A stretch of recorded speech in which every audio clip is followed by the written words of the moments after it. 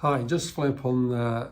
It feels like a series now of culture videos because I've had so much more feedback since the last one. So, in the last video, I talked about this idea of hyper compliance cultures and this idea of being overmanaged and under-led. This idea that you have so many rules, so much compliance. There's no judgment being given to people. You have to just follow the rules, and it gets very hierarchical, very bureaucratic, and quite sort of it's sort of very sort of static. It's sort of rigid. And those sort of organisations, that sort of rigidity in terms of processes, it gives you a level of codified strength. You can feel somehow, I've got a process for everything. Somehow we're stronger. But the reality is, it's not strength. It's just very brittle. And as soon as you get any kind of changes in the environment or the customer, or if there's any sort of dynamic changes whatsoever, those processes start to sort of creak. So I always think it's very important to have a light process, sort of high skill around judgment making generally.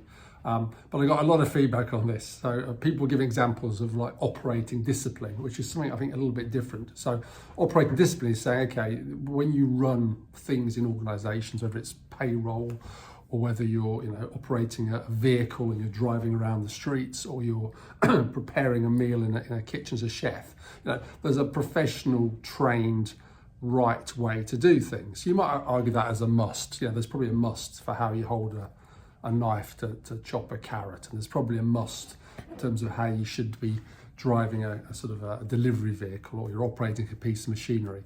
So I think those operating disciplines are definitely are a form of must, but it's about the discipline you need to do to run that in the most efficient way, in the most predictable way sometimes, because if you're working together, imagine a kitchen, you work in a predictable way so that you can all work in concert. So I think operating discipline is by definition a sort of a codified strength, but I don't see it as a sort of one of these musts where it's like a sort of a heavy process. And I was trying to think of an example where this would play out. And the best example I can give is as a consumer, for example, if I'm going to a restaurant, and this has happened to me a few times. So I go to a restaurant, let's say I'm in a hurry. So I sit myself down and I go to the counter, and the person greets me, asks for a table. They take me to the table and they sit me down. And as soon as they sit me down, I say, look, I'm absolutely famished. Can I have a Diet Coke and a club sandwich? And I've been there before, and I know that's what they do. And what will happen is, inevitably, the person will say, well, actually, I'm just the person who takes you from the entrance to your seat. Your server will be with you in a minute. And then, inevitably 4 or 5 minutes later, someone will turn up, and they might put down a napkin, and they might bring you a glass of water. And you say, I'm absolutely famished. I'd like a club sandwich and a Diet Coke. Well, actually, I'm just doing this. Your server will be along shortly. And then inevitably, someone will come along a bit later, and they'll introduce themselves, and they'll tell me about the specials, and I'll sit quietly and patiently listen to them. And they'll finish, and I'll say, okay, I'd like to order now then, please. And you make your order. Now, there's clearly an operating discipline. There's a series of musts and shoulds, and there's a series of things that they're told and they're trained. This is how we greet our customers. This is how we seat them. But as a customer, I might just want to make an order really quickly and get out of there. And that's suddenly where the sort of the customer requirements is banging up against rigid process. Especially if they say, look, I can't take your order. It's not my job. The person's coming soon. So that's an example for me where you have the operating discipline, but it doesn't always meet with the customer requirements. Now, 9 times out of 10, or maybe even 99 times out of 100, that's probably the best practice way. But would it be nice if the person who seats you initially, when you say, look, I'm absolutely starving and I need a drink right now, they say, sure, sir, what would you like? Right. And they've got the permission, they've got the empowerment to just create that exceptional customer experience. And wouldn't that be nice if that was to happen? If that did happen, how much happier would you be as a customer? Another example, and this has happened to me as well, is you get your menu and you say, okay, I want to. There's something on the menu you like, but you don't quite like something in it. So, for example, I was being a vegetarian for a while. there was a sandwich and I didn't want the turkey.